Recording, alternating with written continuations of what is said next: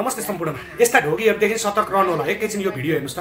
काम गर्नका दुःखले कहाँ तपाईको घर रक्सी भट्टीमा दिनभरि मागेर रक्सी भट्टीमा बसेका छन् खाना। कहाँ हो त नि तपाईको घर? मेरो घर बाबु हो यस्ता ढोगीहरुले चाहिँ हाम्रो धर्म संस्कृति अनि लाई चाहिँ बिगार्दै गएका छन्। बालबच्चा तपाईको एउटा जोगीको भेष धारण गरेर दिनभरि पैसा ढोका गरेर पैसा मागेर काम गर्नका दुःखले जोगी बनेर अनि बेलुका यसरी भट्टीभित्र छिरेर रक्सी र मासु दिन्छ।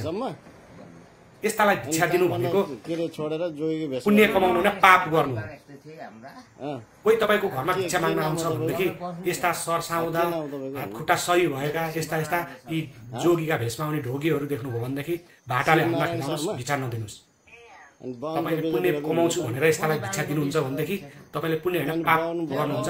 ताकि तिनीहरुको केही काम गरि खान सक्ने हो। यी बाहुन भएर अनि तपाई अनि खगी खानालाई भेषमा चाहिँ हिनेर मेहनत गर्न नसकेर परिश्रम गर्न नसकेर सजिलो बाटो खोजेका यस्ता यी ढोगीहरू जहाँ भेटिन्छ त्यही चप्पल खोलेर हान्छ। अनि तपाई के रे अरूले के हुन्छ हो यस्ता ढोगीहरूले गर्दाखेरि त्याग तपस्या गरेर बसेका जोगीहरूले नै अहिले दुःख पाइरहेका छन्। अहिले मान्छेहरूले विश्वास गर्दैनन् यी सब त्याग तपस्या गरेर बसेका जोगी हुन् कि यी ठगी खानी ढोगी हुन् भनेर छुट्याउन गाह्रो हुन्छ। र अहिले जो मान्छेले त्याग तपस्या गरेर बसेका छन्, भगवानको नाम जपेर बसेका छन्, हो त्यस्ताले पनि अहिले दुःख पाइरहेका छन्। यस्ता ढोगीहरूले गर्दा सतर्क रहनु होला। यस्ता ढोगीहरूदेखि बेलैमा सचेत रहनु होला। यिनीहरूले जे पनि गर्न सक्छन्, चोरी डकैती जे पनि गर्न सक्छन्। यी लुटी खान पल्केकाहरू, लुटी खान भन्नेहरू यी ढोगीहरूले। कहाँ बस्नुहुन्छ तपाई?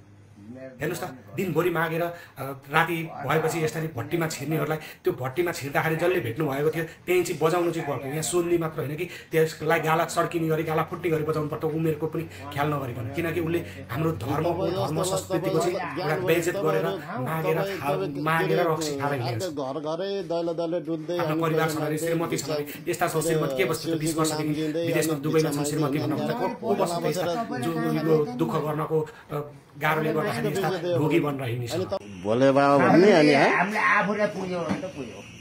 ए त्यो भाँडो के रे भरेपछि पुग्यो। त्यो भाँडो भरेपछि पुग्यो अनि यता चाहिँ आफ्नो पेट पनि यो जलपान नै भएपछि पुग्यो हैन? यहाँ सबै हिजो पोलको सामु पनि जाडो भएर झन्डा मर्यो नि। ल अब यस्तो बाबाहरूलाई अब बिहान दान दिने हामी पनि बेकुफै हो। हेर्नुहोस् है, सुन्नुहोस् अब यस्तो बाबाहरू छन् के भन्ने अब। ल हेर्नु है सारा संसारले हजुरहरूलाई